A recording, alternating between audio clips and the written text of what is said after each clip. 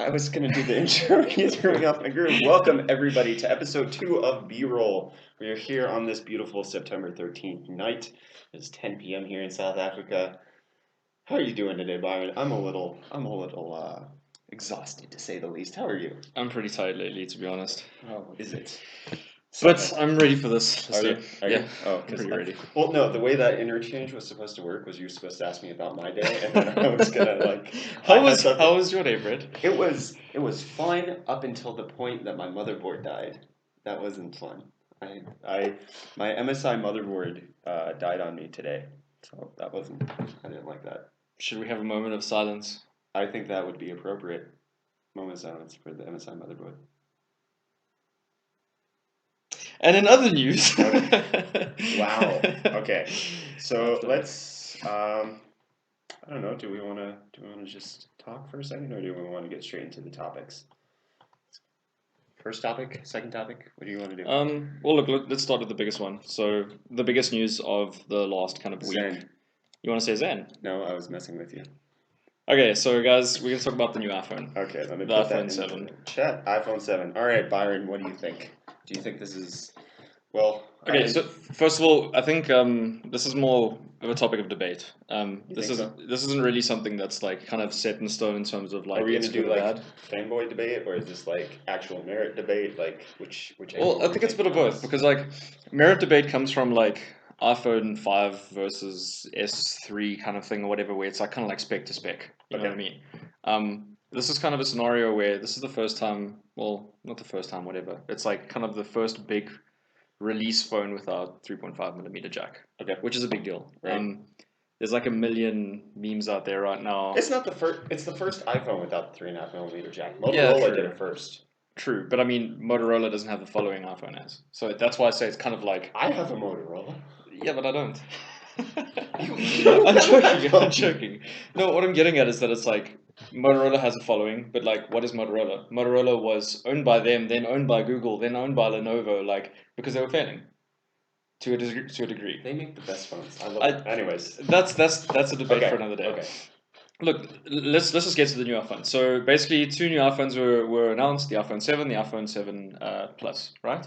Yes. I think it's the difference between them mainly is the display resolution, the display size, and then the cameras. So the Plus has dual cameras, where basically it's kind of like the same camera, but they have two different focal lengths. Right. So the one allows for like 2 times optical zoom, which realistically it's just the focal length is double. Right. Other than that, obviously the biggest thing now is the loss of the 3.5mm jack, and then obviously as well bigger battery. Yes. The bigger battery I'm happy about. Because like. Oh, let me get that article in there. Yeah, like the thing is, I have a S6 and the battery sucks. Right. To say the least. If you look at the battery specs, so on the 7 Plus it's 2,900 milliamp hours. That's not big. That's not big, but like the way iPhone's optimized iOS, it actually is still significant. I think it's up 150 milliamp hours. They were like, it's the biggest battery ever. I think it's like 5% or something then. Yeah. But then with optimizations, hopefully, like let's say 10%. Yeah. And I mean, if you look at it like versus the Note series, they usually have over 3,000 milliamp hours. So well, that doesn't. I mean, I'm just saying either way. Like that just equates to explosions. Yeah. If you go over 3,000, then things start blowing up. That's apparently what happens. So don't buy a phone with over 3,000 milliamp hour. Otherwise, you heard it first here. It will explode. Yes. Otherwise, it will attack your Jeeps, your children, and potentially get you kicked off planes because pilots don't want them on their planes anymore. I don't know if you heard about that. Yeah, I read that the other day. It's pretty bad. Okay, so look, what's your take on the iPhone? I think, okay, realistically, I don't use the 3.5mm jack. Did you just ask me my opinion and then talk over it? Okay. Do you want to know my opinion? What's your opinion? No. This is the second time you've done this to me today. You are completely allowed to go ahead and talk. Okay, so guys, my opinion. I have an S6. I don't use the 3.5mm jack pretty much ever. When I'm listening to music, it's on speakers or headphones on a PC or a notebook, that kind of thing. Yeah. I don't use aux in my car, that kind of story, you know. Well, I've seen your car. Car doesn't have. I've been in your car. You don't have one. Yeah. So that might be the argument there. So look, here's the thing. In terms of losing the 3.5mm jack, it's now pushing people to still have to have alternative solutions. right? I mean, you can't not have audio.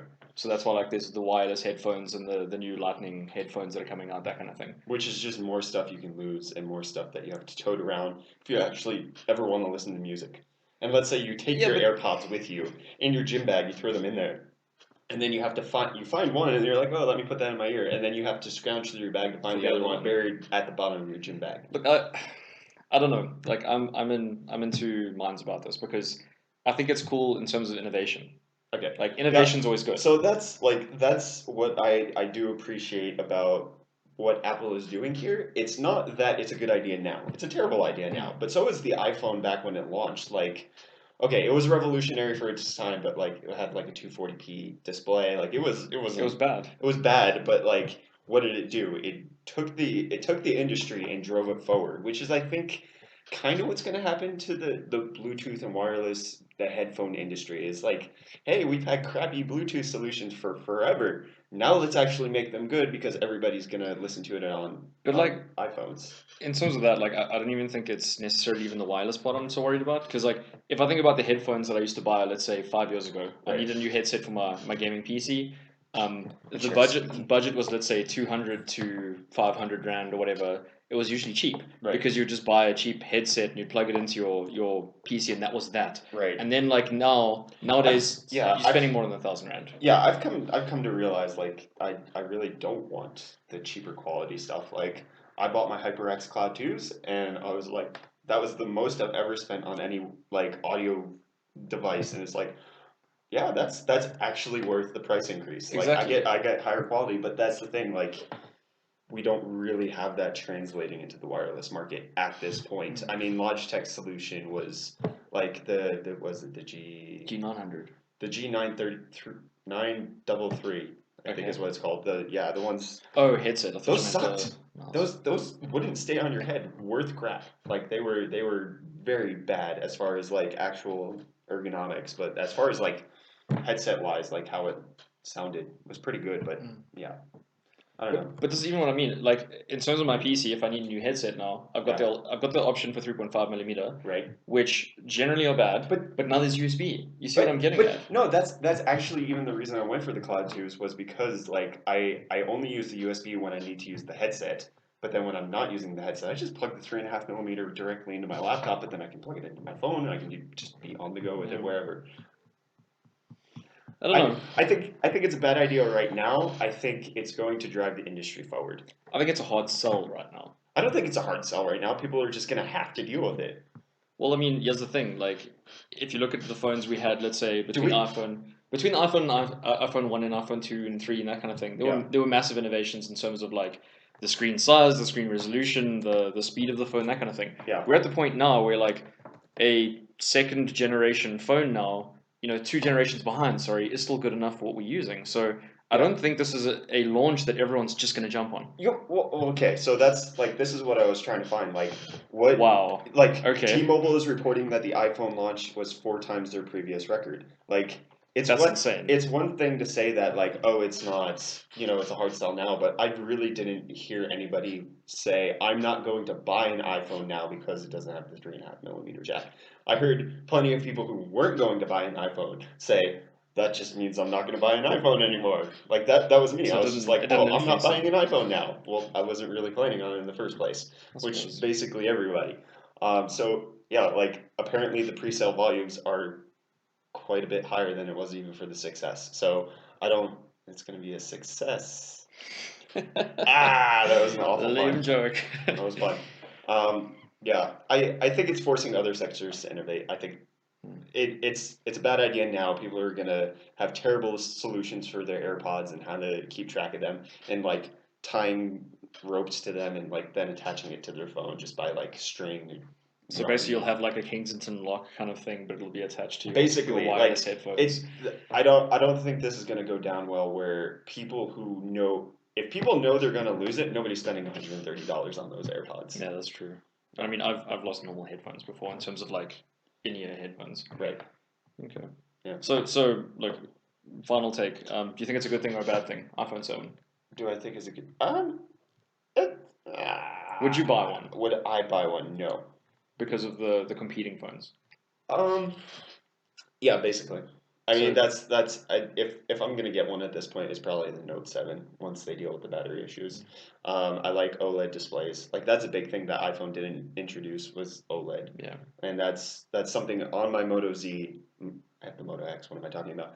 On the Moto X that I really appreciate is the like you just wipe your hand over the phone and there's your notifications. You never have to pick it up. Like that's something I really appreciate and that you can really only do with AMOLED, as far as like battery savings wise. So I don't know. I appreciate where Apple is going. I don't feel like they've lost direction like a lot of people have been saying. I feel like it's too soon, but then also on the flip side of that, it's like, well, when is it supposed to happen? When are you supposed to shake up industry? There's never a good time for it. So as long as somebody's someone got to does it do it. eventually, Yeah, yeah. I don't feel like well, okay, there was that article that I saw that like there is a phone that's slimmer than the iPhone 7 that still has a 3.5 millimeter jack. And so it's like, well, why are they doing this? I think it has a lot to do with their Beats headphones. Like they're also in the audio industry now, and so Look, I don't think it's a matter of they didn't have space for it. yeah. They could have made space. They could have reduced the battery. Something. You Or know what I mean? they could have made a bigger battery so that there's more space. Yeah. Whatever. Like Yeah. I think it's more just a obviously. Well, look, this is Apple, so biggest thing marketing to some degree Right. for other products, and then innovation. Right. I mean that they are known for that. A lot of us don't want to agree with it because of generally their I, pricing, but yeah. they innovate. Right. I think it's a good thing for the industry overall. We're going to get better wireless headset solutions. That's good. Awesome. I Yeah. agree. That was supposed to be a debate, and you ended agreeing. We ended up agreeing with each other. You're the worst debater ever, man. All right, so Yeah. moving on to Zen. Cool. So we spoke a little bit about it last week. Well, we briefly mentioned it in terms of the AM4 APUs launching, which were already based on uh, they're still based on the old architecture. They're still on 28 nanometers, but this is like the Zen CPUs, not the Zen APUs that are being announced. So uh, basically, what we have here is that it's rumored to be launching in February, which I think is roughly the same time that KB Lake is supposed to launch. I think it's January for KB Lake. We've That's the last thing I've we've kind of heard, heard, yeah, I've heard speculated. kind of Yeah. conflicting reports on that. But the thing that AMD is pushing for now is that they're unifying all of their socket types onto the AM4 platform. So that's why we had the APUs announced last week going to be on the AM4 platform, but then also Zen is going to utilize that as well. Instead of having AM3 plus, FM2 plus, or FM2 and FM2 plus in the same motherboard, whatever, it's all going to be there. Which is awesome. Let's be honest. I mean, having Yeah. one motherboard platform for all the processors, Right. like I kind of wish that was the case with Intel. That's never been the case with Intel. That's true. Well, recently. the thing to see, like when AMD was showing off Zen, you still have the iPhone 7 bottom third. Sorry. So when AMD was showing off Zen, they took it and they pit it clock for clock against the 6900K. Now the question is AMD going to sell a retail SKU of something that's as powerful as Intel's high-end desktop CPUs? Like, is that going to happen, or is that just for demonstration purposes? Like the Zen architecture is good enough to go toe to toe with the 6900K, but we're only going to sell it up to like the 6600K.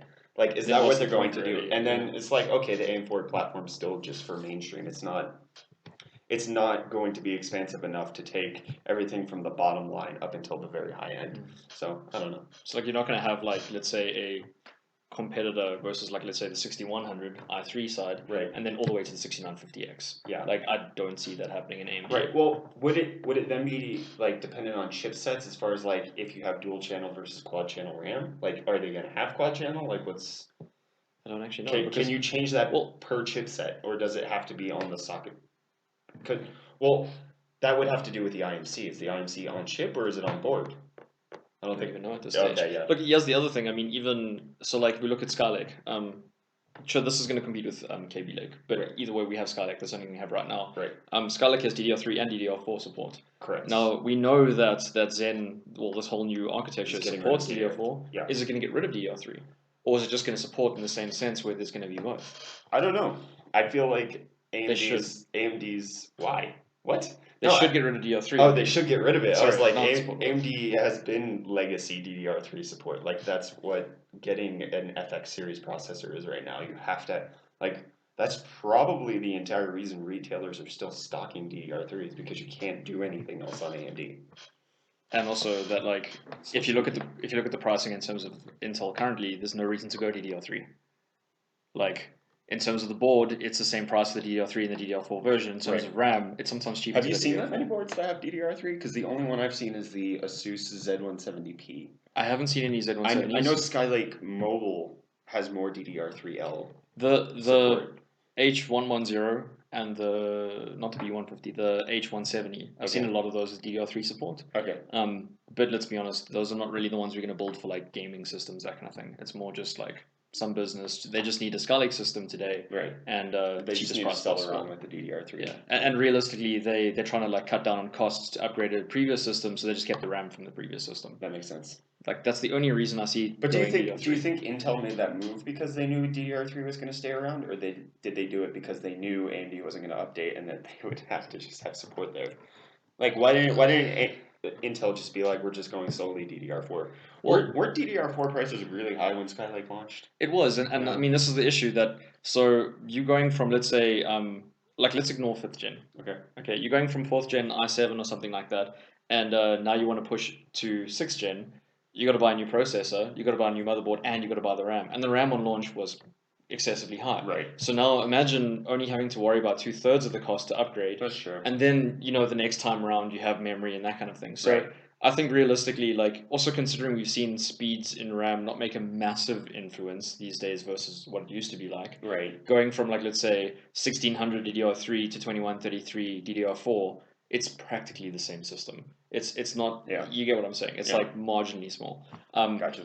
So I don't know if it's necessarily because AMD still had it. I don't think. Like let's be honest. There's probably a bunch of factors behind it. But let's be honest. Intel doesn't really care what AMD is doing right now. I don't know if that's true. To a degree, I mean, an enthusiast. If you look at all the AMD fanboys, they're saying the exact opposite. Like Intel's taking advantage of everybody because AMD has nothing. Like they are. I mean, they wouldn't be a good company if they weren't watching out for what their competitor is doing and then taking advantage of their weaknesses. So, but what I mean is like look at the enthusiast side of Intel. I mean that's kind of what separates itself from AMD at this stage. I mean, you can get an 8-core, quad-core, whatever you want to call it, AMD at this, and it can compete against an i5, that kind of thing. Right. Like, it's not going to be as good, but it'll run games the same, right? Yeah. Now, when you go to an enthusiast grade, there's like nothing AMD. Right. And I mean, like, what has Intel had up until now to even worry about where they can go, well, let's release the 6800K, the 6850, 6900. Like, they don't have to worry. The 6950X on top of that. Yeah, like they don't even have to worry because they can be like, let's name the price, let's give it as many cores as we want, and just let it run however we want and not care. That's true. Yeah. Because I mean, if there is no competitor, what's pushing you to do that anyway? Yeah. Hopefully Zen. Yeah. Because I'm not sure where to trust AMD on this because it could have just been marketing hype where it's like, yeah, the Zen architecture can compete against the 6900K, but we're not going to sell any chips that do that. We're just going to sell. I think it's possible. I mean, like, do we even know the processors that they showed for that benchmark? Which ones were overclocked? They were both at 3 gigahertz.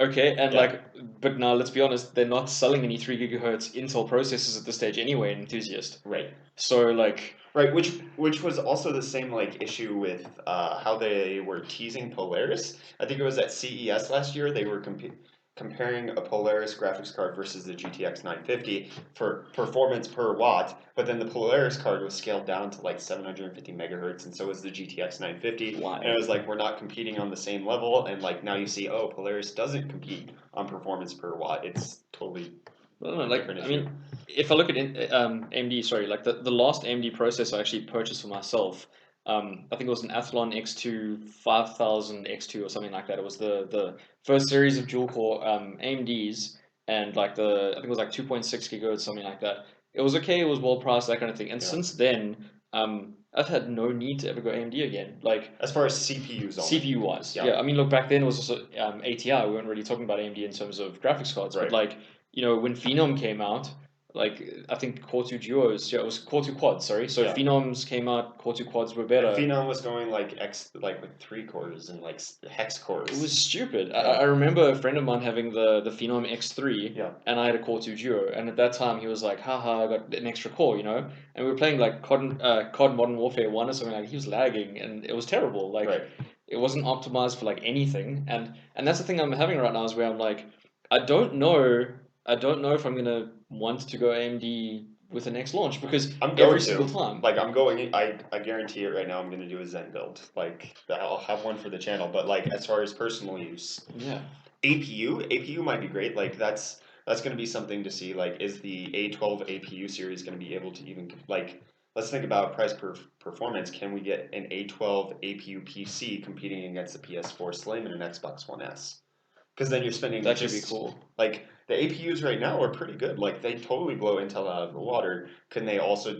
Well, I mean, would AMD? Because You mean in terms of like Pentium and that kind of thing, Intel wise? well, no, the Intel HD 530. Oh, you mean in Like terms of the graphics from yeah, it? yeah, Yeah, yeah, the yeah, integrated graphics. yeah. But like, would AMD cannibalize its console market? Well, I don't think PC Master Race winning cannibalizes the console market. So like them competing on APUs versus the Jaguar cores that are in consoles. Look, we'll actually speak on that a little bit later. Okay. There's something Okay. I'm a bit confused about in terms of like the new consoles and that as well. But Okay. but look, kind of like rounding up the new AMD systems, the new architecture. I think it's cool. Like Yeah. I really think it's a great idea that now all of a sudden you don't have to worry about AM3 plus, FM2 plus, that kind of thing. One architecture, everything works. It's about time. Right. And this is even something that like when speaking about Intel, it's not even let's say fifth gen and sixth gen or whatever. There's still H110, B150, The H1. chipsets. The Well, chips is, that's still gonna happen with Zen. It's gonna be various chipsets. but what I'm saying is like Yeah. a lot of them are like really really bad on Intel side to really really good. Whereas like Right. all the talk now on AM4, I think it's called AM4, right? The new Zen.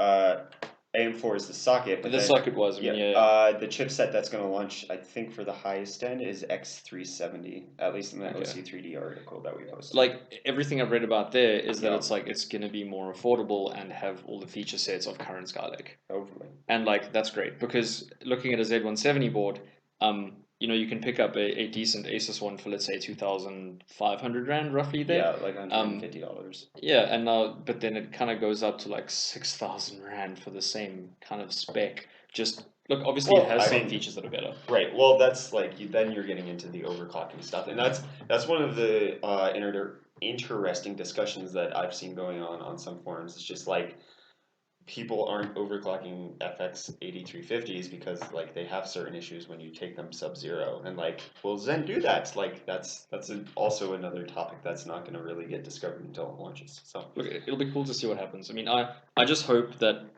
when we look at AMD, something that's definitely been going for a while is that they've been high clocked. Like 4 gigahertz is not kind of a new thing to AMD kind of right, stock, right? And that's but also kind of something that confuses me is why were they showing Zen at 3 gigahertz when the previous gen already attained 4 gigahertz? So there's a yeah, lot of speculation at this right. stage, but I'm hoping for the best. I mean, if it scales nicely and we're seeing a 3 gigahertz Zen competing with a 16900, was it right? Yeah, 6900. Okay. And let's say there's a 4 gigahertz one that comes at launch. That's going to be powerful. Right. There's no denying that's going to be a powerful CPU, and knowing AMD, it's going to be affordable Hopefully. to a degree, at least versus Intel. Knowing AMD, yeah, we'll Knowing see. AMD, We'll see. cool. All right. Moving on to the next article. This is something interesting. Actually, I'm gonna be doing a video sort of covering VR. At least my experiences with the HTC Vive. Um, that's the wrong one. PC perspective. Yeah. So MSI showed off at Computex a VR backpack. It was this like big bulky thing that was red and had like intake fans all over the place and had like ports at the top. And I think it was running like 980 SLI. It wasn't even like because 1080 was just announced. There was no 1080 mobile or anything like that. Uh, so they've upgraded it to having a 10 series GPU as well as an overclockable processor, and it's significantly slimmer than what I saw at Computex. Like the one at Computex was like this thick, and this one looks like it's basically a laptop strapped to your back. Which like I don't know, like didn't see a price mentioned in this at all, but like the issue that I'm having with VR right now, and I think everybody's having with VR right now, that's been mentioned is just like the adoption rates, according to Steam survey, gone. Nobody's buying them. Nobody bought them in August, and I think that's just because like only early adopters are getting them. They're at the point where it's just basically like you use it, and it's like, oh, that was fun. And like there may be one or two games that are like actually exciting to play more than once. But as far as VR goes, like this is what my HTC Vive video is gonna be basically. It's just like it's awesome, you should try it. Don't buy one. Like not yet, because version twos are coming. It's it, the cost is super prohibitive at this point, and it's nothing more than like a glorified demo machine. Like that's it feels like the PlayStation demo disc that you got like in the mail, like where it's like, oh, I can play Bloody Roar and like I can fight this one guy over and over again and like that's it. Which is great to show off and it's great for parties and it's great for for different events and like expos, which is like where all of everybody's showing it off. It's at like CES, it's gonna be at Rage, like everybody's showing it off, but that's about as fun as it gets. But I mean, that's even more so with this. I mean, like, I have a DK2. You've also got one. I sold it. You sold it. I had no use for it. I didn't even know that. Well, yeah. There we go. I mean, like, I still have mine, and it's been sitting on my table for like 3 months unused, at least. And that's the problem. Like, we both got to try the HTC Vive. We both loved it. Like, it was fun, but it was fun to play with. What? But like, so I got a review sample from Ace of South Africa, and like when I got it, I set it up. I played it for a while. My wife in this room broke that light. My wife played it for a while. She really liked it. My kids loved it. But then I got a second one from another company that came in, and it took me 10 days into my 2 week time with it to actually get it set up for my video. I was just like, I've already experienced it. It can stay in the box. I feel really bad because they probably could have sent this to somebody else who would have enjoyed it a bit more. But that's the thing I'm getting at is that like, I mean, I've used the Vive and the Oculus so many times, but every single time it was to show other people. It was more like, oh, have you guys seen VR? It's this new awesome thing. Put it on the person's head. They lose their mind. Right. But then they carry on with their lives. That's basically what it's good for. It's just like, this is what virtual reality is going to be like. And like, to be honest, the experience isn't that great. Like, you can see the pixels still, even on the Vive and the CV1. But that's the thing, like now with the VR backpack, I mean, if I have like, let's say a tethered experience that I'm not really worried about the untethered experience. I don't care about that. And I get bored. Right, that really wasn't the issue for me at this point, was like, oh yeah, I have that giant cable. Linus did a video where he turned it into a single Thunderbolt cable. Like, I didn't mind that. Yeah, it's like, okay, I can deal with that for right now. That's not the issue that I have with it. The issue I have is like, basically I've played all of the demos and there's like one or two big games. But do you think it's maybe because like, okay, if we talk about PC right now, I play Dota, I play Overwatch, I play all these like, let's say AAA titles. Right. But then in terms of indies, like new indies come out that are fun to play, you play them once through and you're done with them. In terms of VR, it almost seems like no one's creating content and then adding VR to it. They're just trying to create something for VR. So they're like, we have to make this work in VR, but it's not a game that you'd play as a game. Like you would never go to it every day. That's the demo concept coming back into it. It's like, we're showing it off. Cool features. Look at all this nice stuff. I'm done. But then, I mean, like I'm going to go back to the article just so guys can see it again for in case they missed it. Do you think this is a product that would do well in a market? I mean, absolutely no. Like this is again something that is awesome to show off at expos. Like this is going to be at CES. I guarantee it's going to be like, yeah, oh look how thin it is. Like it has a 10 series GPU, which are in our laptops already. Like, which is awesome. And that's a great thing, but that's basically all this is. It's like we have. I mean, one of the cool things is that it has hot swappable batteries. Okay, that's massive.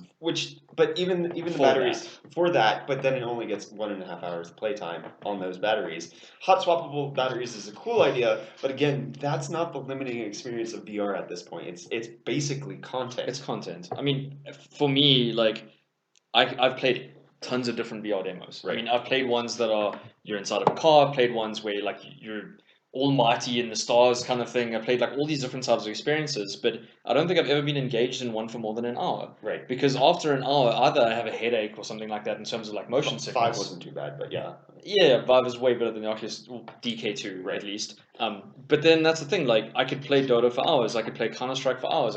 I could finish a AAA title like The Witcher in one seating. But do you think that's because you've been conditioned to just stare at a screen, just like one monitor, and it's not because you haven't grown up with VR, you haven't grown up with that strapped to your face? I don't know. Or Like VR. I mean, so your children have tried it. I Right. mean, what is like I don't know. Have you seen like after they've tried it? What is their kind of expression? I mean, how do they feel about it? I don't know. I know they're a bit young, but still. Even my oldest, who's like roughly 6 at this point, like his he's not well defined enough to articulate what the concept is like. But I do know like the first time we showed him the DK2, he freaked out because it was dark and or with Valve's the lab demo, like when it gets dark and you hear the Valve theme song, Freaked out. and then he's seeing all these valves everywhere in VR. Like he's just like, Dad, what's going on? Like it feels more real to them. But like that's like us growing up on games. Like I remember looking back at my PlayStation 1 games, the first Gran Turismo was like, this is so realistic. And now I go back and it's like, so what bad. is this crap? But Like, that's even the thing. I mean, like I started playing games since before the age of 6, and I right. mean, I used to get freaked out like playing Doom. Like I remember sneaking into the dining room late at night, switching on the PC, playing Doom at like the age of 7 or whatever, You had and a like PC in your dining room? uh, South Africans. yeah, whatever. But that's the thing. Like you go back and look at it now, and you just laugh at it. So Right. I don't know if it's maybe like VR to us is just this thing where we don't really need it. Right. Like we happy with what we have, but we I think definitely see a space for it. Yeah. Right? Like we There's see it getting better. there's absolutely. I think the second retail versions, or maybe even the third, is going to be miles beyond. Like I think they need to double the pixel quality or At least the pixels density. per inch. That's what I'm looking for. Density. That needs to be double because the screen door effect is still there on all of them, and it's noticeable. And the freaking words are failing me today. The surrounds. Your field of view. That is the word. That is the word set that I'm looking. The field of view needs to be Improved. Expanded. This is not going well. Take a. I will take a breather. breather. Yeah. So I mean, it's good only for demo. Don't buy one for your personal use at this point. It's just. But I mean, like before we finish up on that topic, Yeah. I mean, what do you think is kind of the things that need to be improved? Would you say that like the current set that we have right now, so let's say a Vive, because Oculus doesn't have the touch controllers yet. I think that makes right? a huge difference as far as experience goes. Like Definitely. not having the controllers, but then also not having the freedom to stand up and move around, which is where the backpack comes into play. But even Yeah, that's true. But even with the tether attached, that's still much more of a freeing VR experience than the Oculus. But this is what I'm getting at. Like, if we take this product now, right? Okay. So, what do we have available? We've got a VR backpack with 1.5 hour battery life, which realistically is longer than that because of the hot swappable batteries. It's just awkward, Right. We have You need to have somebody manning the back. yeah, which would be really awkward. It's like, hey, do you mind like? The thing is, so let's say we've got unlimited time available on it. We have an untethered experience with this. Right. We have some content. I mean, there's some games that were fun. Yeah. Like, where do you think it goes from us, Yeah. where we just like, this is cool concept, but not something that we would replace our gaming system with, Right. to becoming that? Like, I think it's completely content.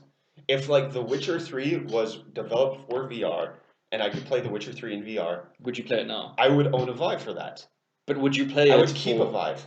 I would make sure I have a Vive in order to play that. But what I'm getting is, it's basically content. That's what it comes down to. Other than maybe like the health implications we don't really know about yet at this stage, do you think you would sit 14 hours straight in VR playing Witcher? Well, I wouldn't do that without VR, but like I would probably play just as long in VR as I would outside. As long as the content's there. That's the only thing that's really keeping me away from it. Like I have a good enough PC to run it, and like I had several review units come in for free, and I really didn't care to get around to them. Not because they're not a cool experience, but that's just they're only an experience. Look, my opinion is that it's not ready yet. Like, We all know it's not ready. But that's how what you I get mean ready. is, but what I mean is that like even if the content was there, if Half-Life 3 released tomorrow for VR, sure, I would buy it and I'd lose my mind. That would make sense. Yes, right. Half-Life 3 not confirmed. Anyway, if it released, I'd lose my mind. Right. But I can guarantee it's not something where I'd be like, I need to buy a Vive tomorrow. I'd probably like phone someone I know and lend one. Like Right. look, we're lucky in that sense. Yeah. But like, I don't think this is something where I'm like, I need a VR backpack, I need an HTC Vive, and I'm gonna get Half-Life 3. Right. It's not there yet because I'm like, I don't trust the HTC Vive in terms of like how it works yet. It's not even it's not perfected. It's sometimes a conspiracy theory. no man, I don't mean that. Like the controllers don't work sometimes. Like Yeah. you get what I'm trying to say. Yeah, Sword Art Online vibe. Someone says there. Like I don't get it. okay, so Sword Art Online, it's an anime where basically the guys put on this nerve gear, which is like the Isn't Vive. that where they like get murdered? Yeah, if they die in VR, they die in real life. Okay. It's this weird thing. EMP goes in their head. Pretty cool anime, but that's the thing. Like a game like that, sure. I think the content of being like I can play some MMO and be immersed in it, whatever. Sure, but at the same time, I don't see the Vive as being something where the visual fidelity is even nearly there in terms of even the hardware. Never mind. I mean, sorry, the hardware in terms of the Vive. Never mind what's powering it. Right. To be able to be immersed enough that I'm like, this is my other real world I go to and experience things. For sure. So I'm under the impression that like 3 generations from now, in terms of hardware, even like that it'll be something that like I would recommend building one just for VR. Fair enough. You get what I mean? Like I think people will start adopting VR within the next generation or two. Yeah. But in terms of like, I have a iPad for playing casual games. I have a notebook for work, whatever. Right. I think 4 generations. I have a VR PC. A VR PC for VR. Gotcha. I don't think that's something yet. Yeah. Gotcha. All right. I think we beat that horse to death. we and did. then we kept beating it. So I'm so sorry. Do you want to get into unboxing some of the stuff we got? Yeah. Do you want to speak about it? I mean, what are we going to speak about?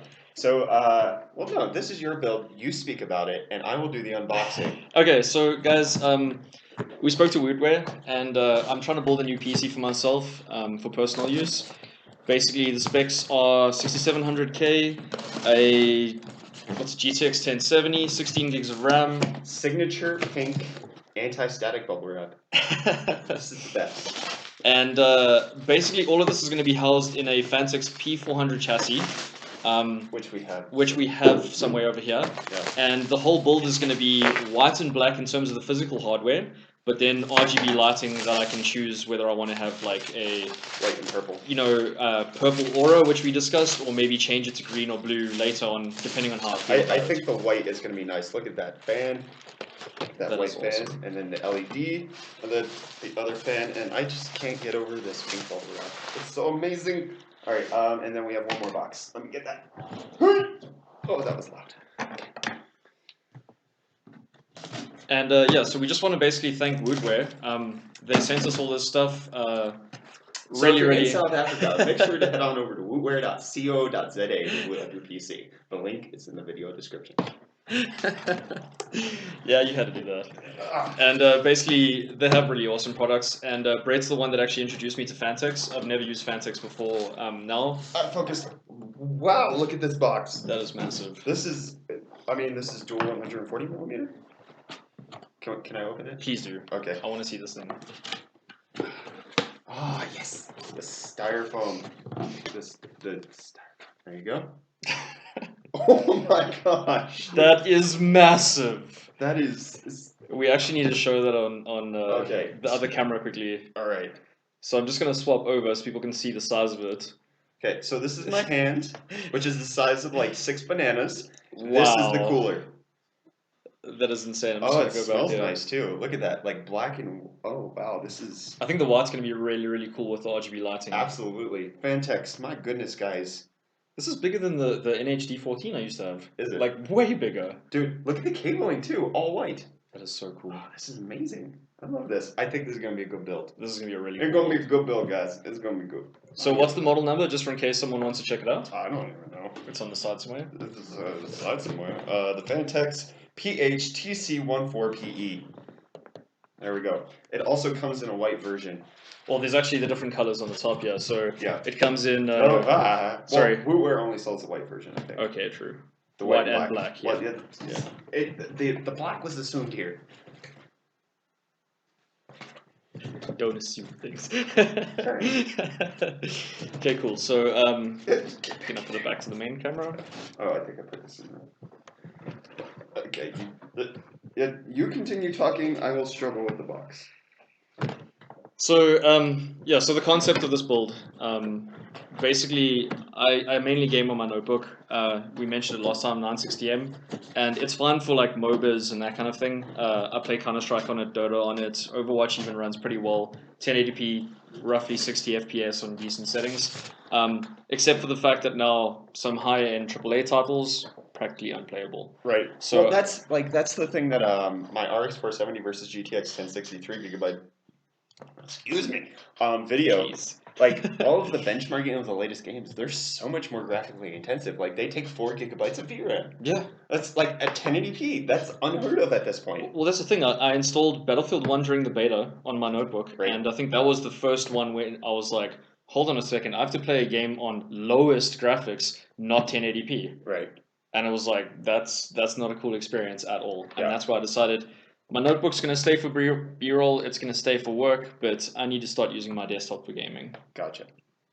All right, to answer the question about the cooler, it is 1,149 Rand, which translates roughly into like $70 or $80, which, I mean, probably cooling performance, it probably outpaces something like a 212 Evo, but I think you're paying more for the aesthetics at that point than you are for the actual cooling performance. I actually I researched on it a little bit before we purchased it, and I would have just bought it with the way it looks. It looks awesome, I'm not going to deny it, but it's somewhere kind of in the thermal capacity, I don't know what the term is, of like the Silver Arrow and the NHD14. Okay. And they're similarly priced. So it's like 3-4 degrees cooler than going and getting something like 700 Rand. So Okay, it's cool. worthwhile. It's definitely worth its price, and it looks amazing. And it's huge. Like really bigger than I thought. That's fantastic.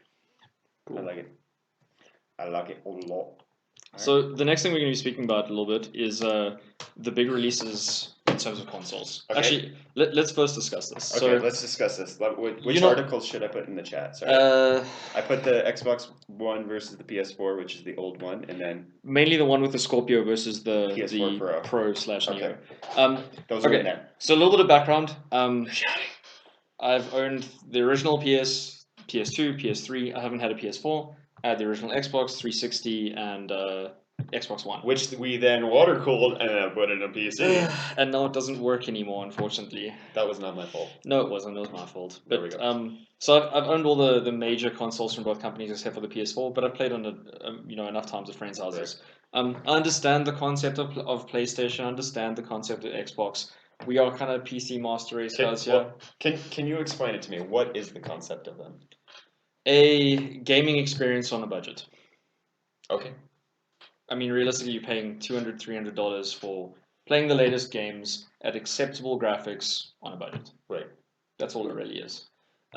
So something I just first want to discuss. So with the Xbox One versus the PS4, there was always these debates in terms of performance and games and features and blah, blah, blah.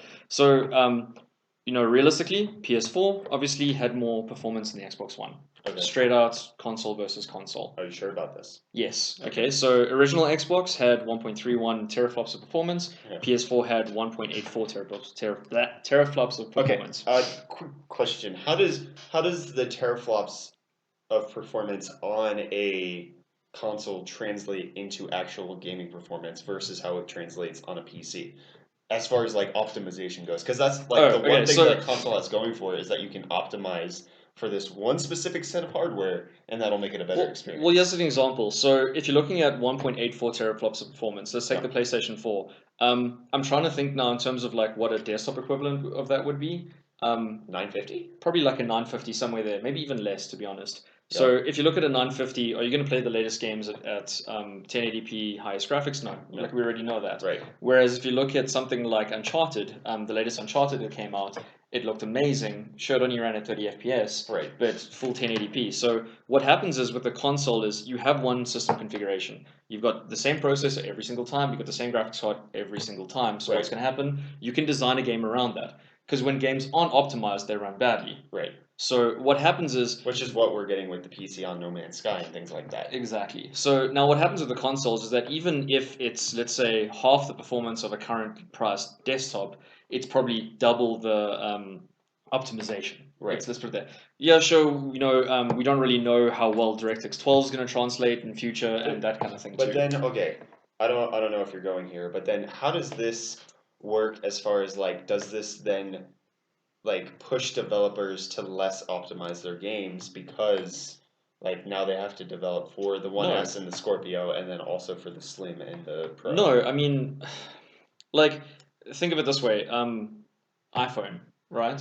It's the same scenario as Apple where everyone goes, okay, it's optimized because it's the same system configuration every time. No, it's not. You're speaking of the iPhone 5, 6, 7, all of them running the same OS. Right, but then Apple says like we're only going to support the latest 3 versions because that's all we want, but we're only going to develop for the latest one, and then it's going to run poorly on the other ones, so we're going to force you to upgrade. That's kind of been Apple's path on We it. don't really know what will happen in terms of consoles with that path because this is the first time that the games are supported on both ends. Like, and what I mean by that is, sure, we had backward compatibility, I think, with the PS1 to 2. Are you sure that's going to happen though? Yes, it's confirmed that that's going to happen. Confirmed, but like the PS3 was confirmed to have hardware support for backwards compatibility, and then they were like, it's too expensive to manufacture, screw that. I don't know. Look, I think at this stage they're desktops. So the old PlayStation 1, 2, that kind of thing, PlayStation 3 even, they weren't using x86, they weren't using normal desktop These systems. These are. Okay, the APUs are using. Yeah, they're normal. They run 64-bit applications. Sure, it's just proprietary operating system, but they're desktops. Right. They're just normal desktops, so they're easy to manufacture. I mean, and that kind of leads into the next thing of the PlayStation 4 Slim and the Xbox One S. Okay. So what are those? Basically, the Xbox One S is the same as the original Xbox. Okay. It's just 40% smaller. I think there's roughly 7%, something like that, performance improvement, which doesn't translate into 7% performance increase in FPS in games. It just means more system stability. Okay. So there's less lag in it. Right. Okay, and it has Blu-ray disc, 4K Blu-ray disc support. Right, which Sony did not include on the PS4 Pro. Slim. Even the Pro doesn't have that. Right, Okay. and they confirmed that it can't even be introduced with a firmware upgrade. No. Like it's completely gone, No. which is weird because Sony is the one who pushed Blu-ray adoption in the first place. But then, I mean, what was that, 10 years ago? Because it was the PS3. PS3 is the one who introduced Blu-ray, but then it's like, well, where do people get all of their media now? Via the internet. It's usually all streaming. I mean, there is a market for discs, like physical media. Like I understand that to some extent. Like I'm going to buy discs for my children and their videos, so they don't have to whatever. But like, I haven't had optical media for a decade. Right. I mean, I remember installing Windows XP x64 on a USB still back in the day. Yeah. So like, this is the thing. Even I think it's a bit weird because Xbox originally, when they made the announcement of the Xbox One, it had no optical media. They were supposed to not have discs. Right, and it was supposed to only work with an internet connection. Yeah, that was what they were supposed to originally have, and then they were like, the community was like, "No, What are we're you not going to doing? buy And this." then and they were like, "What do you do if you don't have an internet connection?" They were like, "We have an Xbox 360." Yeah, so I mean, it's not impossible that they might somehow change the spec to some degree in Right. terms of the PS4 Pro, but I don't see them changing the spec of the PS4 Slim. Now, what is the PS4 Slim for? They've done a Slim every single generation. Okay. All it is once the price, has dropped in terms of manufacturing and the nanometer, everything is lowered, they can make a smaller version of it. It uses less power, it's more efficient, and it's cheaper. Right. So now getting to the big thing. So PS4, they just announced the Neo.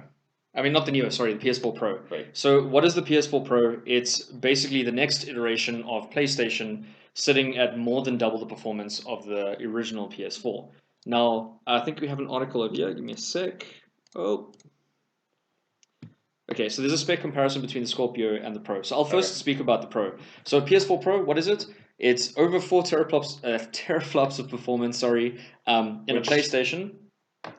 With It's like a 1060 or something like that. Okay. Okay, which is good Yeah. because now we're also speaking That's about like 1080p performance. 1080p But performance. aren't they pitching this as like the 4K console? They are. So that's something that's really weird. Is that if I look at a 1070, I think that's like sitting on like 7 teraflops of performance, somewhere six between seven, Yeah. isn't it? And that's already not a card that I would say is a 4K card. You can play with the console optimization. I would say a 1070 and 30 FPS. But then hold on, so a 1060 grade AMD APU would be basically the RX equivalent 470.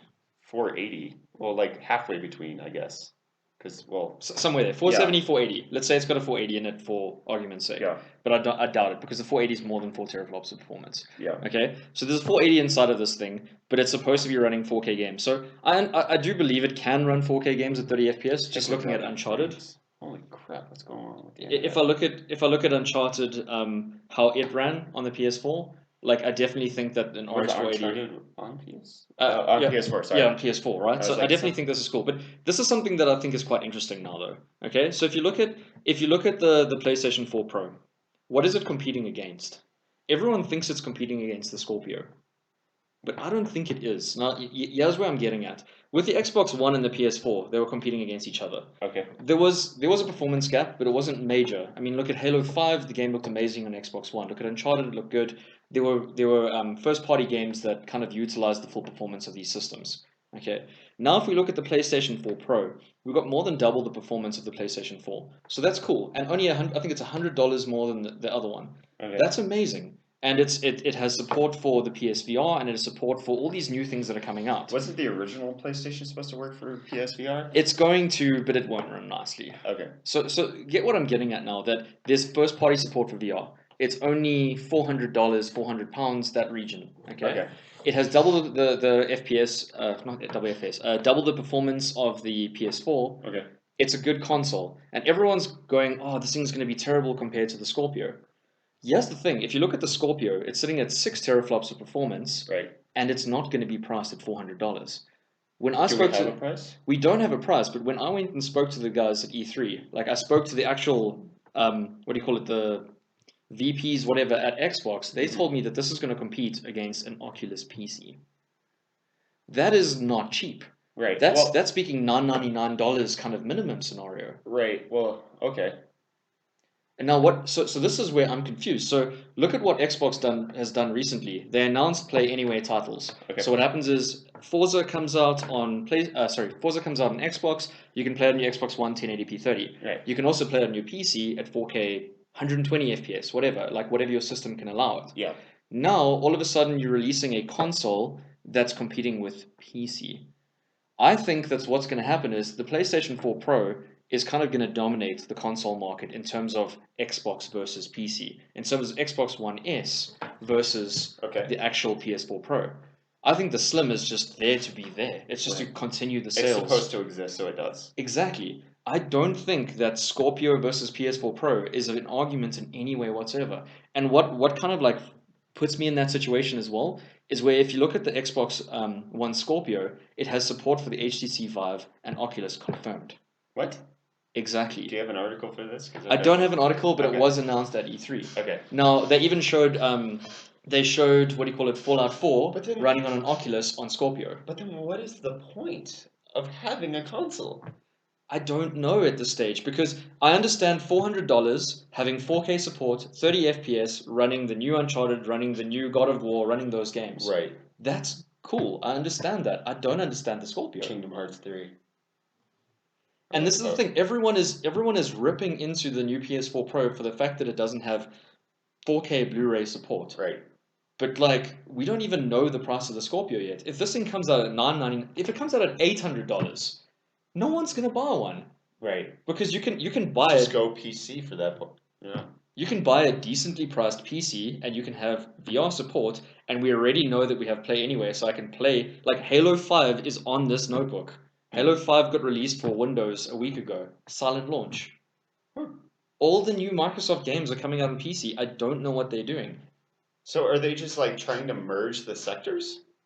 Like, well, I've heard the rumors that like Microsoft wants this to be the last console generation, but like, do you do that by like just making your consoles a PC? Like, Look, I don't have the article right here. Okay. I'll make sure we put it in the description afterwards. But Okay. Microsoft also released they partnered with Lenovo for a new desktop. I don't know if you saw that. No. So there's a new gaming desktop that came out with Xbox wireless support. So what it is your normal Xbox first-party controllers work natively with the Windows PC. Okay. You get what I'm getting at. So they're releasing a new console with support for PC VR stuff. It has performance closer to a 1070 than a 480. It has a really high price point, and all the PCs we have now are going to run the same game. So I'm even like confused. Maybe what Scorpio actually is just a Windows 10 PC at a good price. Okay. It's possible. Like there's Yeah. too much speculation at this stage I don't because really know enough to comment on that one. So that's the thing. Like I don't know how to feel about this next generation of consoles because everyone knew Wii U sucked. I have one bad console. And then the NX is coming out next year, isn't it?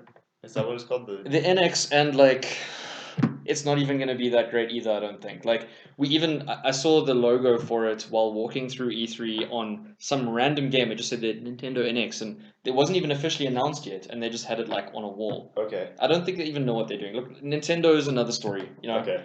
Really. But here's the thing, like in terms of PlayStation versus Xbox, I think this next generation is weird because everyone is thinking PS4 Slim versus Xbox One S. Yeah. Xbox One S, in my opinion, wins there. Yeah. It has better support for a lot more things. But then the the PS4 Pro versus the Scorpio, I think the PS4 Pro is just going to be a great price device. It's going to run games really well. For the console guys, it makes sense to ship over to the next one. For the PC guys, there's no reason to buy a console because now we even have more support for the games. Right. And Scorpio is just weird. Okay. I don't know. Man. I don't know. I had no interest in buying a console before. I have no interest in doing it again. I mean, I like consoles. Literally the only reason I will buy a console is for Kingdom Hearts 2. I need to play that series. Okay, and if Final Fantasy VIII 4K remake came out, it's going to be on Steam because they're doing the 10 and 10.2 remasters. That's true. I don't know. Like I do see a place for them. I see a place for consoles, but I'm not the kind of person that'll have a console or a PC. I'll have a PC, and then if I can afford it, I'll have a console as well for first-party console games. Okay. God of War, Halo, that kind of thing. Makes sense. Cool. Okay, local news. Local news. Esports stuff. Is that what we got? Yeah. All right. Which one you want to do first? The Overwatch one. Okay. I'll put that in the thing with the thing. YouTube chat. Okay, is what I'm trying to say. Final Fantasy 7 for the win. I would have to disagree, my friend. 8 is where it's at. Now let's move on to Overwatch. Okay, so I'm sure most of you know about Overwatch. Awesome game. Came out this year, and what's happened now is that the Overwatch World Cup is coming out. Has already commenced. Now, just a little bit of a background on it. What it basically is Blizzard announced a World Cup where they voted for players. This is something that's never happened before. For players. So what actually? Not for like teams. No. So what actually happened is players that did really, really well in the community got a spot for, like, let's say, this guy knows what he's doing, if you understand what I mean. So then what happened is they got a ton of people that were doing really well in Overwatch competitive. I think it was like 20 or so of them. They put them on a web page. They said their bios, what they were good at, what heroes they played, that kind of thing. Yeah. And then posted to the different communities and said, vote on who you think your team should be. Okay. Which is weird because, let's be honest, like synergy is a massive thing when it comes to esports. Synergy is a massive thing in any sport. And you don't just randomly get picked like, hey, these 6 guys come together and do well. Right, because you need team, you need coordination and all of that. Yeah. Exactly. So this was a new concept, especially for a fast-paced game like Overwatch, where and like ping is important, and like many other factors, right? So basically what happened is a little while back, everyone voted on who they wanted the top 6 guys to be, and the team was already selected. Okay. Most of the players, as far as I remember, were from a team called Eden for South Africa, who's now sponsored by Energy Esports. Okay. And so a team is sponsored by another team? Okay, so Team Eden Clan Energy Esports, MGO. So they pulled in that team. I have no idea how this works, but okay. Okay, so it's kind of like, I'm trying to think of an example. If Woodware pulled on Brett and Byron, we're a team, they're a team. Okay. You understand what I'm trying to get at? Anyway, okay. What I mean now though is, so people basically voted on this, and there was a new concept. it was actually kind of very positive. A lot of people were confused and said like, I don't know how this is going to work, but it worked out quite nicely. Everyone voted on who they thought was the best guy, and then also what happened is all of these players ended up kind of telling a little bit of their backstory. So, hey guys, please vote for me. You know, I've been playing esports since To the age create of more 2. of that celebrity culture. Yeah, which is cool because that's what everyone's kind of been trying to get going, is that we need a celebrity culture in esports where, you know, Bravado is doing this now, White Rabbit Gaming's doing it, Carbon, etc. Right. But now that's like kind of Dota and CS:GO only. We already mentioned. White Rabbit Gaming's selling shirts now, aren't they? Yeah, I actually ordered one today. Oh, A nice. supporter shirt. It's pretty cool. How much was it? I think it was 400 rand. No, thank you. Okay. Moving on. Really? I don't buy clothes. I will buy you one. No, I'm good. I'm good. Team Aces. So. You had to go. Okay, so anyway, going back on that topic, right? So the team was selected, and they played online, and they lost 4 matches, and they're now out of the European qualifiers. Now it's okay though. I mean, this is kind of South Africa's first push into international. What do you call it? Overwatch. Yeah. Dota we've been going on for years, and that's why we kind of at this stage where we're winning events. Okay. But it was still just nice to see that this was something like Blizzard. It wasn't just like myself with Game Arena where we do like, let's say Heroes of the Storm, or with Arena where they kind of thanks to them, that they kind of started Overwatch in this country. Okay. They had their own league which encouraged all these guys to get together. So shout out to Arena. But basically now what's happened is it's grown to the stage where people are now taking more notes of Overwatch because hey, you can go to BlizzCon. Okay. You know, it's kind of like TI the International. Yeah. Imagine all of a sudden Valve said, hey guys, community voted top 5 players in your country. I don't know how that would work out. Yeah. But you get to go to TI. That'd be pretty cool. So yeah, basically just to sum it up, I thought it was pretty cool that South Africa is, you know, again in an international scene. It's local, but we're in the international. Yeah. What's that? How do you compete overseas with such terrible latency? Sorry, that's actually something that needs to be mentioned. So with Overwatch, it's not like Dota. Dota, we have our own player base with our own meta and our own servers. So South African players get better against South African players, but then they kind of have to go internationally to try to compete on an international level. Right. It's kind of harder for them, to be honest, because you get like used to what the South African scene is like. With Overwatch, everyone's just playing on EU servers, which is European. So sure, we've got 200 ping, but that's all we have access to. So we get used to it. And the netcode in Overwatch is really, really good. That it's not as bad as like playing Counter-Strike with 200 ping. Right. Or League of Legends. Oh wow, League of Legends 200 ping, don't even try. Yeah. And that's what I'm getting at, is that like people have gotten used to the latency, and also that's kind of why they're doing so well, is that they're getting exposed to the right competitive community. Okay. They're not like being stagnant in their own community only. That's true. Yeah, so I'm just happy to see this. Is that why they got destroyed though? It's because of the like are they at like an inherent disadvantage against other teams because they have to wait 0.2 seconds more? They're at a disadvantage because of ping. There's no way to get around that. There's no way to get around it, and that's not an argument that can be denied. Right. Like, imagine someone throws a ball at your face, and you have to catch it instantly, but only 0.2 seconds later. Right. Well, like, yeah. I mean, yeah. But that's the argument. It's like it's a disadvantage, but nobody cares. You just have to do it. We don't have a choice. Yeah. So it just comes down to you love the game, you want to compete at it, do it. Right. And yeah, so that was pretty cool. And then also in terms of another opportunity for South Africans to get involved in an international level, something that was kind of random for me is Clash Royale. So Clash Royale. Yeah. As in like Clash of Clans. Okay. Okay. So this is an esport now. Yeah. So this is something that I wanted to get your opinion on. Okay. So basically, what happened is. ESWC, they have international qualifiers. They go to like the finals in Paris, and there's lots of money on the line. So this past weekend, they opened up 10,000 spots where people could compete in Clash Royale, and then they could make it all expenses paid, flights, accommodation, etc., to the actual qualifiers overseas. Okay.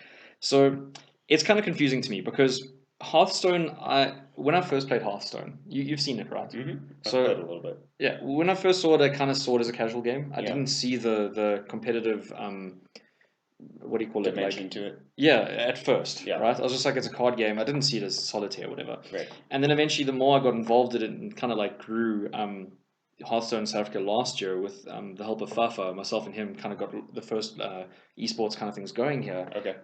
We realized its potential.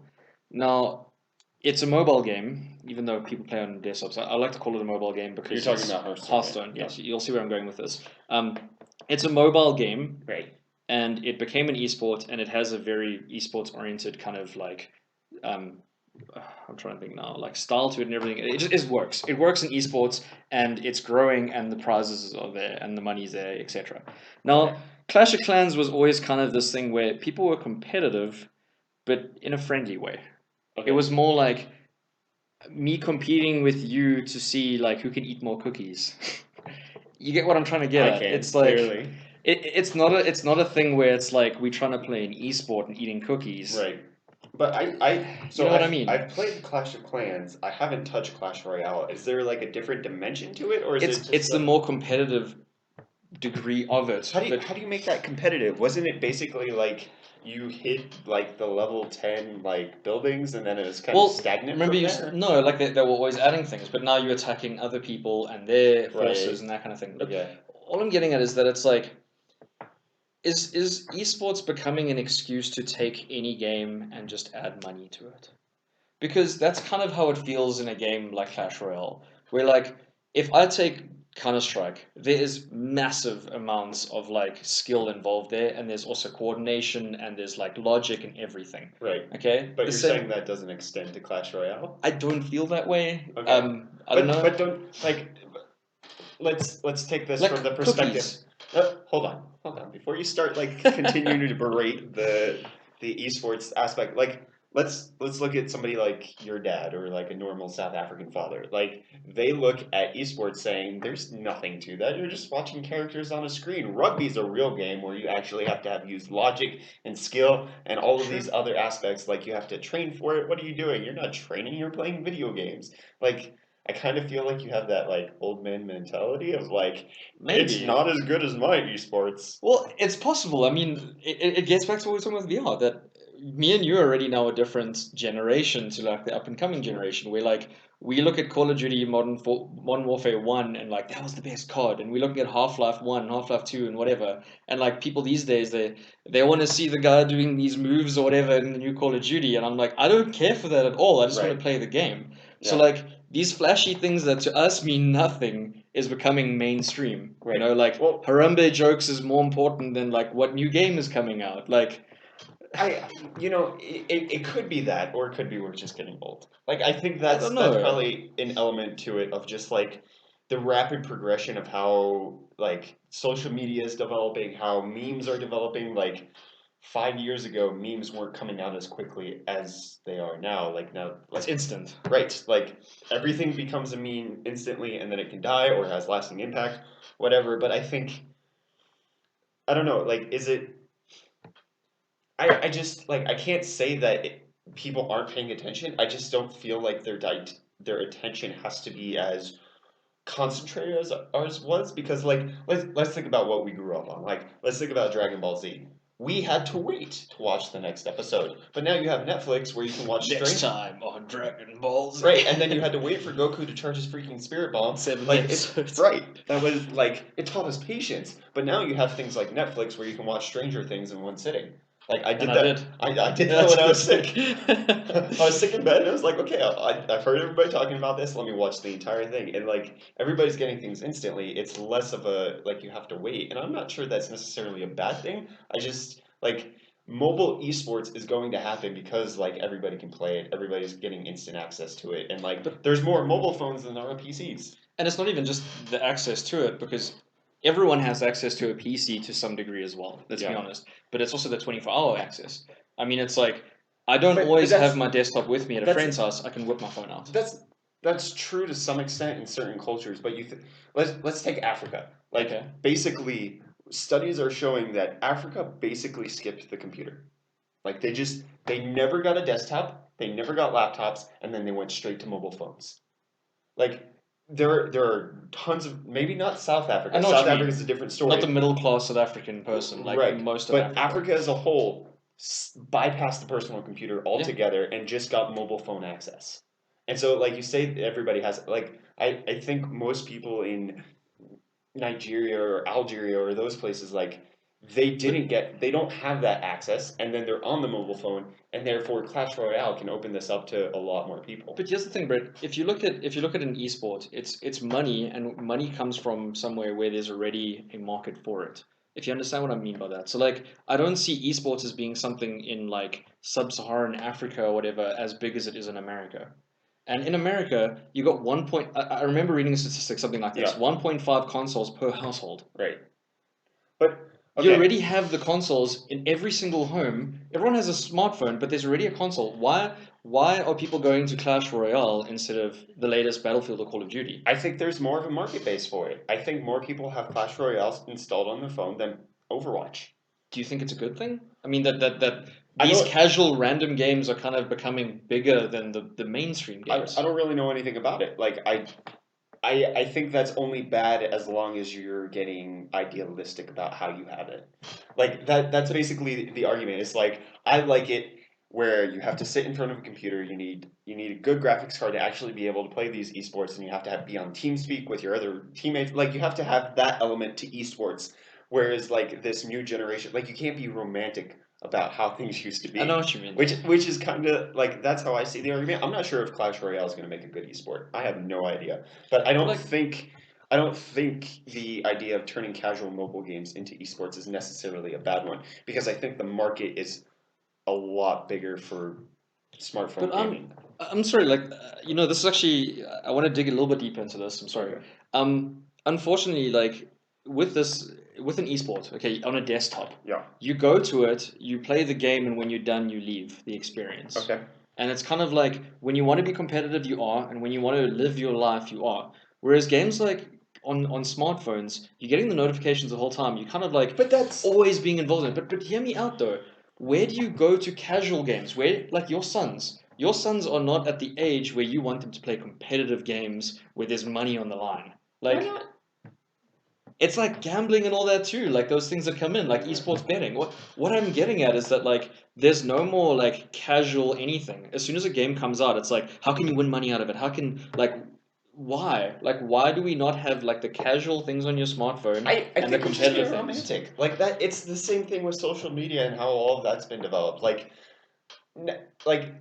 people used to be like, "Oh, you have to go to film school and you have to train really hard to get on a TV show." And it's like, "No, you just make YouTube videos now." Be like us.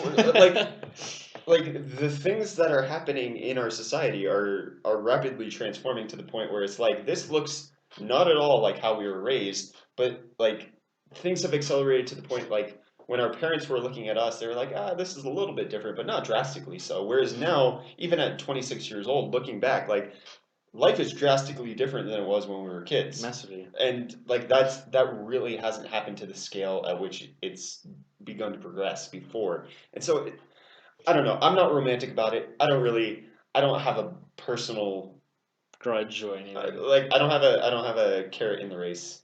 Look, Dog in the race. Dog chasing a carrot in the race on PC esports. look.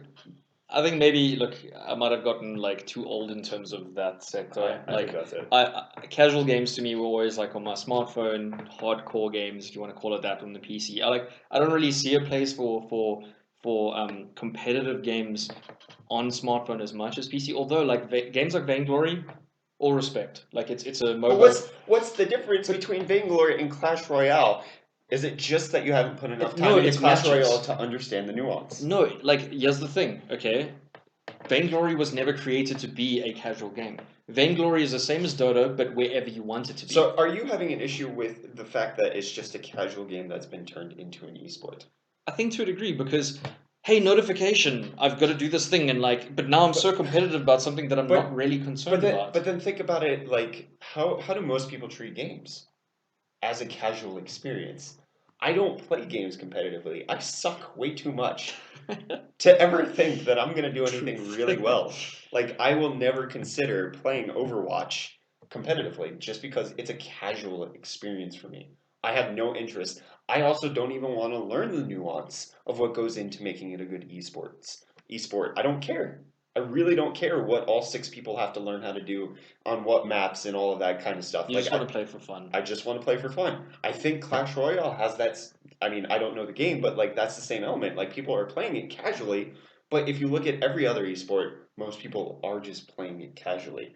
I mean, there has been that celebrity. Counter-Strike I play casually. I Right. don't play it competitively at all. But then how did it become competitive? Somebody started a competition, started paying money for it. Like, what's the difference? I don't know. No, I think I'm in two minds about it. Where it's like games that were designed around being casual, becoming esports. I don't know how I feel about it entirely. I mean, like Candy Crush esport, that'd be weird.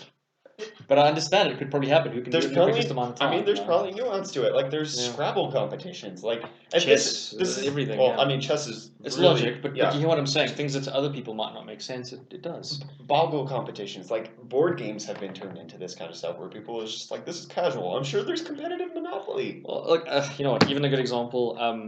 I met. I'm trying to remember the names now. Mats Falk and Felix. I'm trying to remember what his surname is now. Anyway, these are the world record holders of Rubik's cubes. Okay. And like to me, my entire life, I'd never seen it as a competitive thing. It was just like something my grandfather did for fun while sitting on the couch.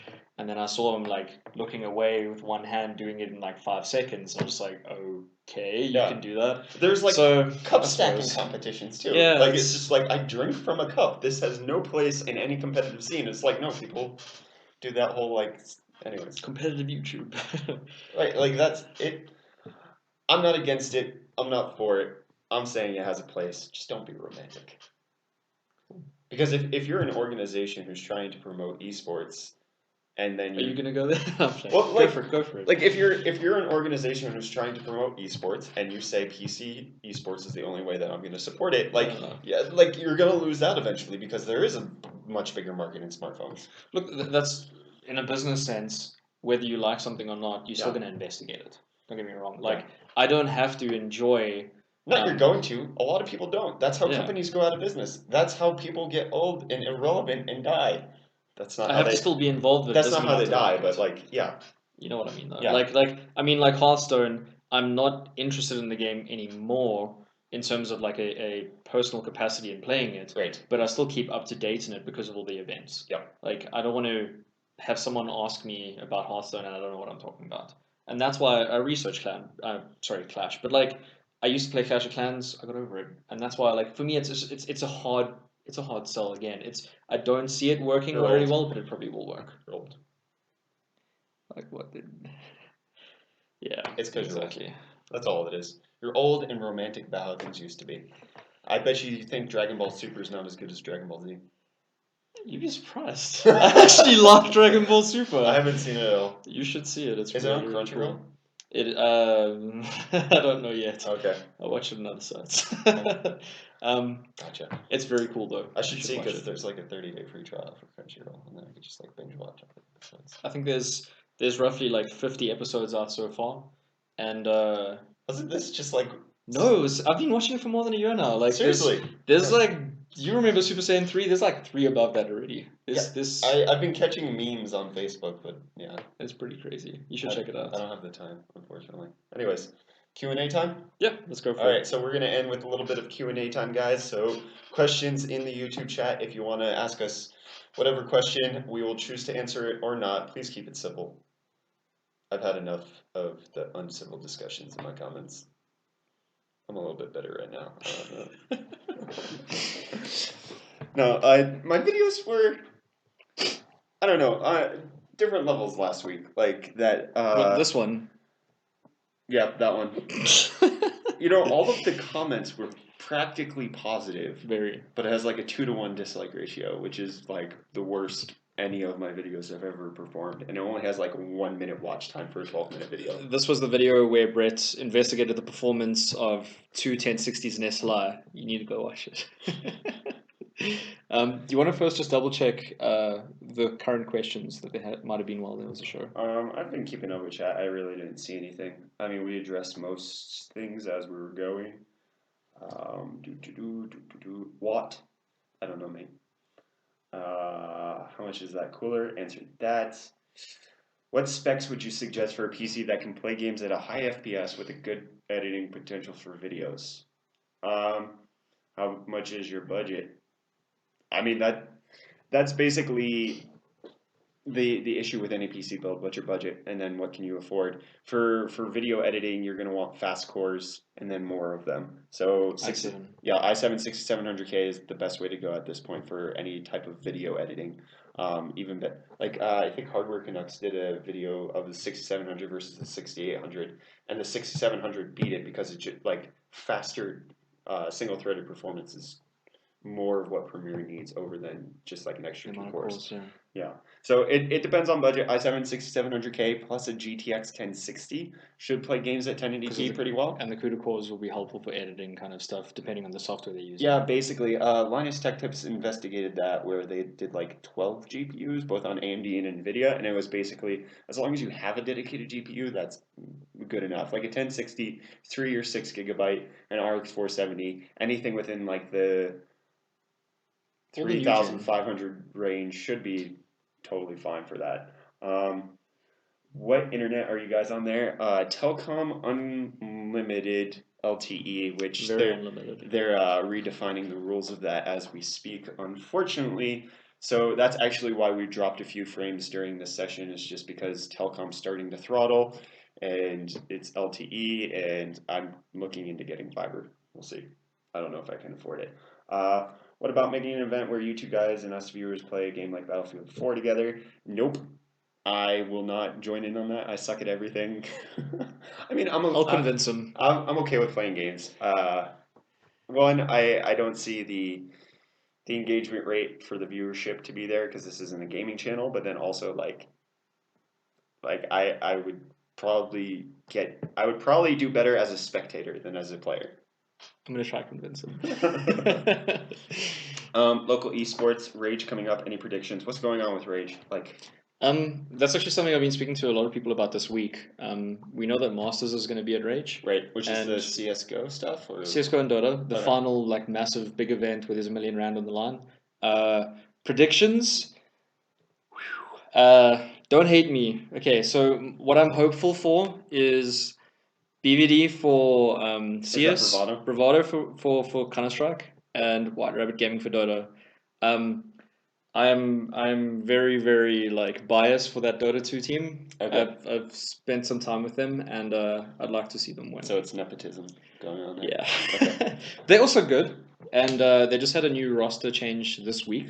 I don't know him personally. I'll probably find out about it in the next week, and we'll see. But I want that team to win. Okay, so Bravado for CS, yeah. White Rabbit Gaming for. Look, I don't really know the White Rabbit CS team very well, and Bravado's been doing very, very well internationally. So I'd like to see them. The reason I want them to win, I think they deserve the money, and they can use this money for future endeavors and keep growing because Bravado's doing well. Right. But don't you want like the dynasty to fall or something? I used to feel that way. I used to feel that way when it used to be the whole thing of like, oh, no one can beat them, you know?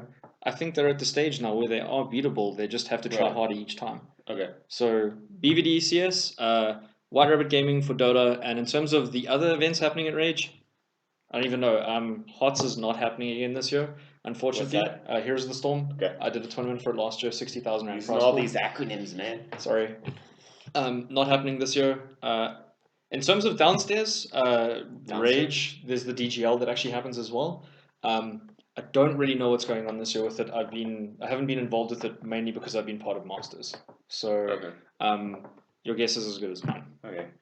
What do you think of Tobii eye tracking, like on the MSI GT72? Just a gimmick? The technology is not a gimmick. Tobii, like they did, I tried it out at Computex, and it's actually in one of my Computex videos on the MSI notebooks. The technology is superb. Like basically, it's one-to-one eye tracking. It's fantastic. As far as use case scenarios, I really don't see very many. Because I don't think it's like an iris scanner, so it can't even be used from biometric data. It's gimmick as far as its implementation and how MSI is pushing it, but it's not a gimmick in terms of what the technology actually is. Like the technology is really good. I just don't know of a scenario where it's actually super useful. The only scenario I ever saw that made sense, but I wouldn't implement it only for that purpose, was checking how often people look at the map in a game to see when they're looking at a map and when they die. Heat maps. Like eyeball heat maps for like competitive esports. Yeah. That's a good idea. I see stuff that it works, but it's not like. What are you going to use it for on a day-to-day basis? Like It's like the Leap Motion. It's like the Leap Motion. I had it, got the thing, I was amazed by it, used it for 2 days, and I was like, I don't know what I'm going to do with this. Like, am I going to browse the internet with my hands? No, I'm going to feel like an idiot mouse. Yeah, like I use my computer not looking at it quite often, and so like even implementing that as like a mouse type feature, probably not. I would say They give did a it on game the S4. implementation. They did it on the S4 with the eye thing. It was terrible. Awful. Yeah. All right. Should I upgrade now to an i7 6700K or wait for next gen? I don't know. I don't know what What do you have now? 7700K. What? What does he have now? I don't know. What do you have now? That's a good question. Well, no, because yeah, like how long can you hold out? Can you wait 3 months? If you can wait 3 months, I'd say wait 3 months and then just see, because there's probably going to be a good deal on a 6700K, and it might just be worth getting because I don't think they're going to up the core count or the speed on the 7700K as far as I know. It'll just be slightly more powerful by like 2 to 3%, and then like 5% more power efficient. Personally, if the person just wants a PC right now, Yeah, 6700K, we can both vouch for it. Awesome processor. right. If you can hold out, Good for let's say, overclocking too. yeah, if you got a That's fourth actually gen, that's actually one of the variables. Like, can KB like overclock as easily as Skylake i5 does? Gen 3. So I had a 6700, no 66, 3770K. Sorry, I'm not Yeah. thinking right now, and I upgraded to 6700K. Drastic improvement in performance in general use of my PC. But could you wait 3 months right now? That's the question. Yeah. If you can wait 3 months, wait 3 months, because then there's probably going to be a good deal on a 6700K. Yeah, if both are out at the same time, probably just go with the one that's cheaper.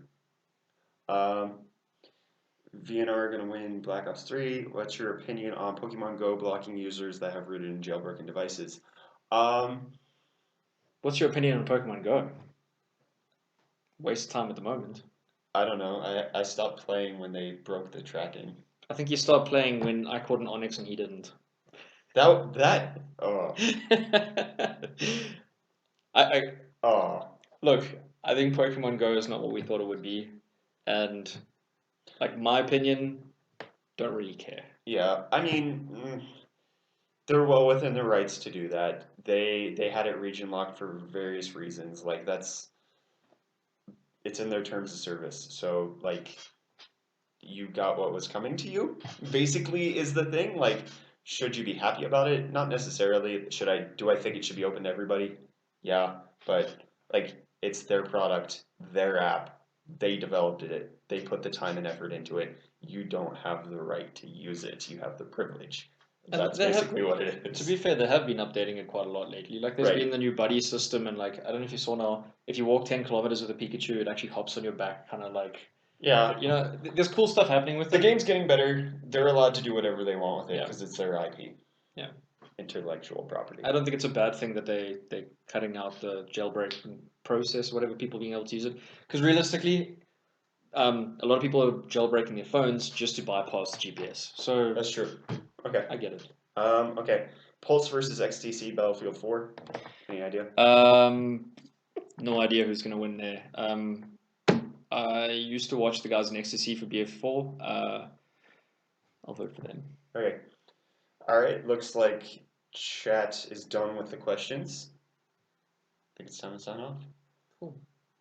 I said Yes. last week that I would think of a new sign off, and I've come up with one. It's not good, and it's not gonna. Would you do a tech review of PlayStation VR if you're given the trend? No. I will. Yeah. Go ahead. So here's my sign off. Adios, muchachos.